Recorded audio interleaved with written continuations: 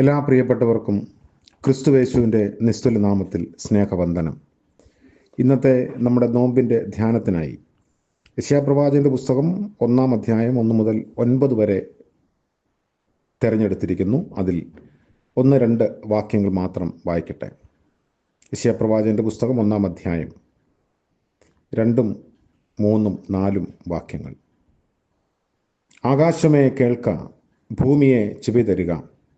യഹോവ അരുളി ചെയ്യുന്നു, ഞാൻ മക്കളെ പോറ്റി വളർത്തി, അവരോ എന്നോട് മത്സരിച്ചിരിക്കുന്നു.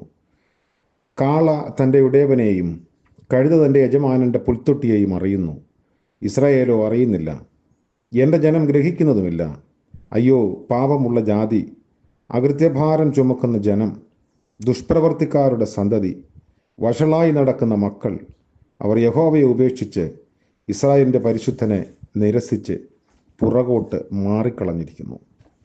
കർത്താവിൻ്റെ പരിശുദ്ധ നാമം വാഴ്ത്തപ്പെടുമാറാകട്ടെ. യെശയ്യാവിൻ്റെ പ്രവചനം ആത്മീയവും ഭൗതികവുമായ അസ്വസ്ഥതകളിലേക്ക് യഹൂദയും യെരൂശലേമും വീണുപോയ സാഹചര്യത്തിൽ ഉടലെടുക്കുന്നതാണ്.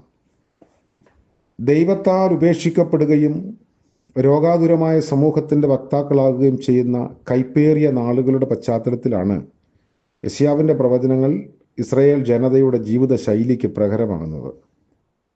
പോറ്റിപ്പുലർത്തിയ ദൈവത്തെ പാതി വഴിയിൽ ഉപേക്ഷിക്കുകയും ഗതകാല സ്മരണകളെ സുഖസൗകര്യങ്ങളുടെ മധ്യേ വിസ്മരിക്കുകയും ചെയ്യുന്ന ഒരു ജനതയുടെ തിരിഞ്ഞ നടപ്പിനെ നേരെയാക്കുന്നതിനുള്ള ആഹ്വാനമാണ് യെശയ്യാവിൻ്റെ പ്രവചനം.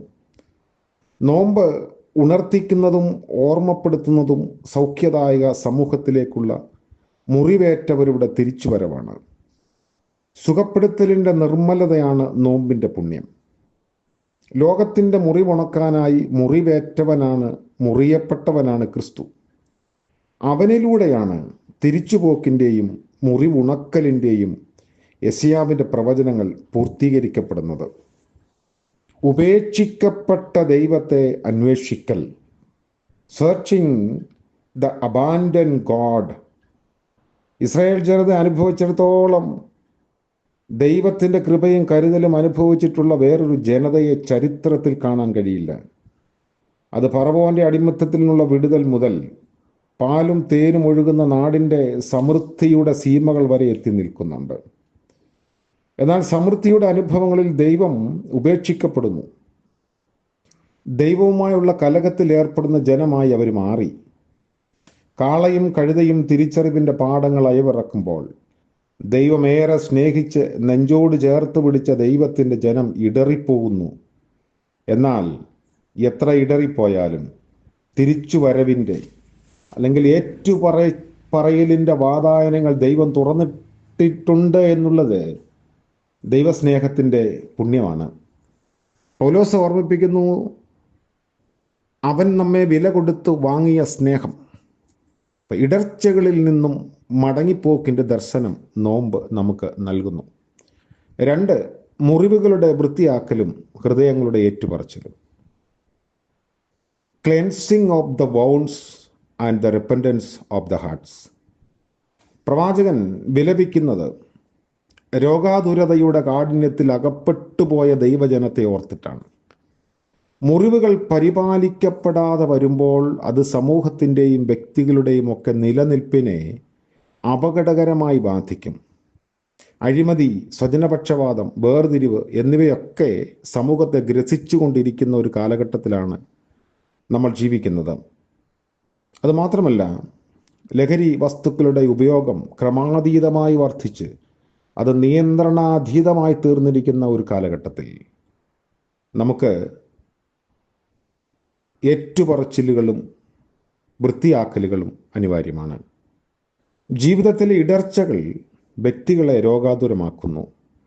വ്യക്തിബന്ധങ്ങളിലെ ഊഷ്മളക്കുറവ്, കുടുംബ ബന്ധങ്ങളിലെ താളപ്പിഴകൾ, ഇവ ഒക്കെ ഇങ്ങനെ വർദ്ധിച്ചുകൊണ്ടിരിക്കുകയാണ്. ആത്മഹത്യ കൂടുന്നു, വിവാഹമോചനങ്ങൾ, ഗാർഹിക പീഡനങ്ങൾ, ഒളിച്ചോട്ടങ്ങൾ, ഇതെല്ലാം ഇങ്ങനെ മുറിവുണങ്ങാതെ പോകുന്ന ഒരു സമൂഹത്തിൻ്റെ, വ്യക്തിയുടെ, കുടുംബത്തിൻ്റെ തേങ്ങലും വിങ്ങലും ഒക്കെയാണ്. ഈ നോമ്പ് അനുഭവം നമ്മെ വിളിക്കുന്നത് ഒരു സൗഖ്യദായക സമൂഹത്തിൻ്റെ ഭാഗമാകാൻ വേണ്ടിയാണ്. ലോകത്തിൻ്റെ മുറിവുണക്കാനായി വിഭജിക്കപ്പെട്ടവൻ്റെ ത്യാഗത്തിൻ്റെ നേർരേഖകൾ നമ്മുടെ ഉത്ബോധത്തെ സ്പർശിക്കാനിടയാകട്ടെ. ഈ നോമ്പിൻ്റെ ധ്യാനാനുഭവം നമ്മെ ഇതെല്ലാം ഓർമ്മിപ്പിക്കുന്നു. അതുകൊണ്ട് രക്ഷകനെ മറന്നുപോയ യഹൂദ ജനതയെ നോക്കി യെശയ്യാവ് വിലപിക്കുന്നത് പോലെ നമ്മെ നോക്കി ദൈവം ഇന്ന് വിലപിക്കുന്നുണ്ടാവാം.